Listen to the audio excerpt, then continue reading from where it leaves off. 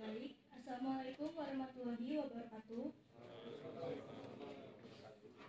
Selamat siang, izin Pak Aris dan Pak Fauzi. Perkenalkan, saya Naya Sabita Putri sebagai moderator pada materi C1 di sesi 1 ini. Izinkan saya memperkenalkan rekan-rekan saya, penyaji Gito Widiantoko, pembahas 1 Syafa Anila, pembahas 2 Haya Bunga Afifah, dan juru kamera Akila Khaira Putri. Selanjutnya saya serahkan kepada penyaji yaitu Gito.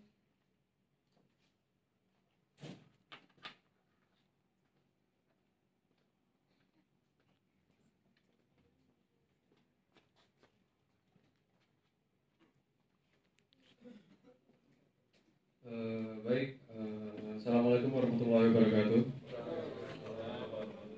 Selamat siang Pak, selamat siang rekan-rekan semua.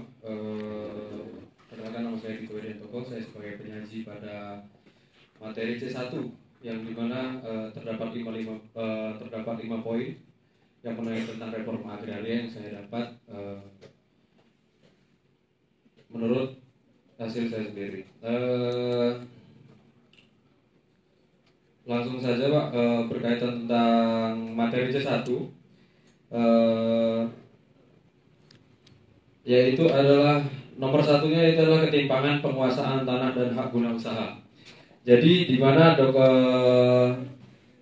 penguasaan tanah oleh perusahaan besar seperti PT HPA Indonesia atau Hepindo menyebabkan keterbatasan akses masyarakat terhadap lahan produktif. Banyak lahan HGU tidak digunakan secara optimal, sementara masyarakat mengalami kesulitan mendapatkan lahan untuk bertani, yang akhirnya memicu konflik agraria. Kemudian yang kedua, yaitu adanya konflik agraria dan upaya perlawanan dari masyarakat sendiri. Konflik agraria di Kecamatan Nanggung terjadi akibat perbedaan kepentingan antara masyarakat petani dan PT Hepindo, di mana masyarakat melakukan aksi okupasi lahan yang tidak dimanfaatkan secara produktif oleh perusahaan. Perlawanan ini dilakukan baik secara ekonomi, pengelolaan lahan secara mandiri, maupun non-ekonomi, memperjuangkan hak tanah melalui aksi sosial dan hukum.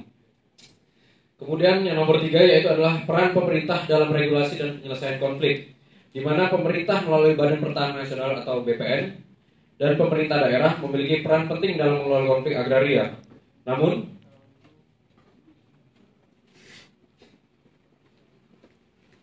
dalam kasus ini, pemerintah seringkali lebih berpihak kepada perusahaan dengan memberikan perpanjangan HGU tanpa mempertimbangkan kepentingan masyarakat lokal yang menyebabkan meningkatnya ketegangan dari masyarakat sendiri. Yang keempat, yaitu adanya peran lembaga sosial dalam advokasi reforma agraria. Aliansi Masyarakat Nanggung Transformatif atau Amanat bersama dengan LSM seperti RMI, KPA, dan HUMA memainkan peran krusial dalam memperjuangkan hak-hak petani, di mana LSM membantu masyarakat dalam aspek hukum, advokasi, dan pengorganisasian aksi untuk menekan pemerintah agar berpihak kepada kepentingan rakyat. Kemudian yang terakhir, yaitu adalah pemberdayaan masyarakat dan solusi reforma agraria, di mana solusi utama dalam reforma agraria adalah pendekatan persuasif melalui pemberdayaan masyarakat. Hal ini mencakup pemberian akses modal usaha, pengelolaan lahan yang adil, dan program pemberdayaan ekonomi berbasis komunitas agar masyarakat dapat mengelola lahan secara produktif dan berkelanjutan. Mungkin sekian dari materi C1. Saya kembalikan ke moderator. Selanjutnya akan ada pembahasan dari pembahas 1. Kepada Syafa Anila dipersilakan.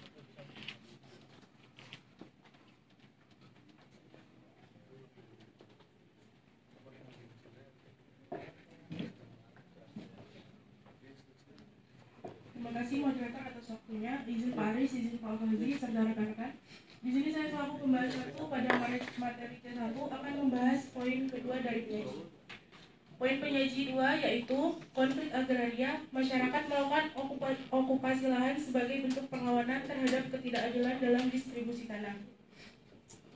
Konflik agraria ini dianggap lebih menguntungkan pihak perusahaan atau pemilik modal.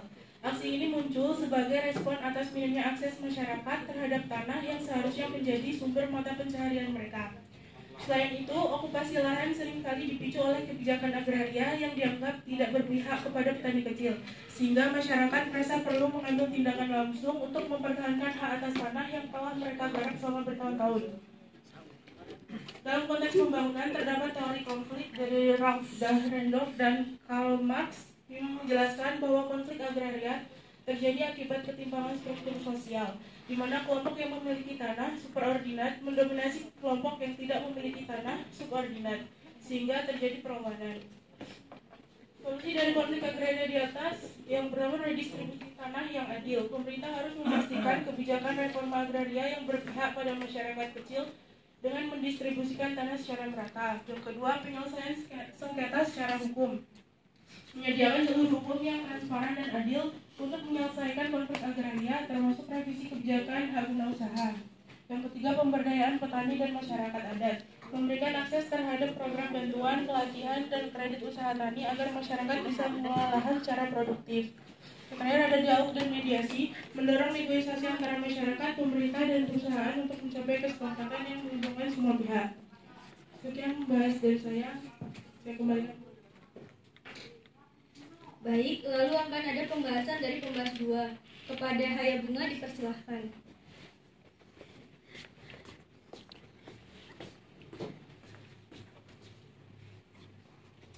Baik, terima kasih moderator atas kesempatannya.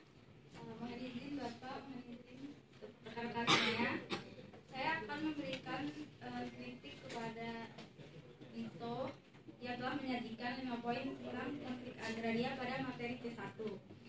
Jadi, saya akan membahas tentang masyarakat melakukan okupasi lahan sebagai bentuk perlawanan terhadap ketidakadilan dalam distribusi tanah. Jadi memang konflik agraria di Indonesia seringkali terjadi akibat ketidakadilan dalam distribusi dan penguasaan tanah, terutama ketika tanah dikuasai oleh negara atau perusahaan besar, sementara masyarakat lokal kehilangan akses terhadapnya.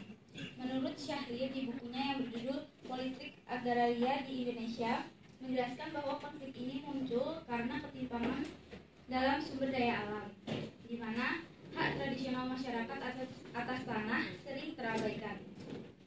Sebagai bentuk perlawanan, masyarakat terkadang memilih untuk menguasai tanah yang tidak dikelola dengan baik, seperti yang terlihat pada gerakan reforma agraria di Indonesia, di mana petani terpinggirkan merebut tanah yang tidak produktif dikuasai negara atau perusahaan besar.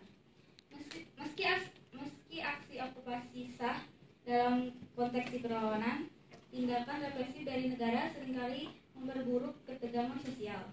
Gerakan ini mendapat dukungan dari lembaga sosial dan organisasi masyarakat sipil.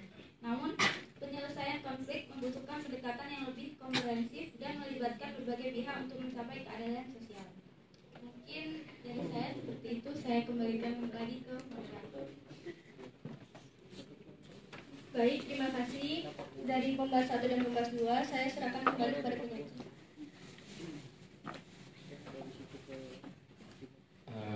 Baik, berkaitan tentang kritik daripada Mbak Safa Andila, saya akan memberikan tanggapan saya di mana dalam konteks pembangunan terdapat teori konflik menurut dari Ralph Dahrendorf dan Karl Marx, yaitu di mana menjelaskan bahwa konflik agraria terjadi akibat ketimpangan struktur sosial, di mana kelompok yang memiliki tanah superordinat mendominasi kelompok yang tidak memiliki tanah subordinat, sehingga terjadi perlawanan. Jadi, menurut saya solusi dari konflik agraria di atas pada kasus ini yaitu adalah tentang yang pertama itu adalah redistribusi tanah yang adil. Pemerintah harus memastikan kebijakan reforma agraria yang berpihak pada masyarakat kecil dengan mendistribusikan tanah secara merata dan adil. Kemudian yang kedua yaitu adalah penyelesaian sengketa secara hukum, menyediakan jalur hukum yang transparan dan adil untuk menyesuaikan konflik agraria, termasuk revisi kebijakan hak guna usaha atau HGU. Yang ketiga, yaitu pemberdayaan petani dan masyarakat adat, di mana memberikan akses terhadap program bantuan, pelatihan dan kredit usaha tani agar masyarakat bisa mengelola lahan secara produktif. Dialog dan mediasi, mendorong negosiasi antara masyarakat, pemerintah dan pengusaha untuk mencapai kesepakatan menguntungkan semua pihak. Lalu, yang terakhir adalah pengawasan dan reformasi kebijakan, yang dimana meningkatkan pengawasan terhadap perusahaan dan institusi yang menyalahgunakan izin tanah serta memperbaiki regulasi agar agraria lebih berpihak kepada rakyat. Mungkin itu juga sudah mencakup daripada kritik dari Mbak Haya Bunga. Sekian dari saya kembalikan ke moderator. Terima kasih atas jawabannya. Baiklah, dari sesi 1 cukup sekian. Terima kasih. Wassalamualaikum warahmatullahi wabarakatuh. Waalaikumsalam.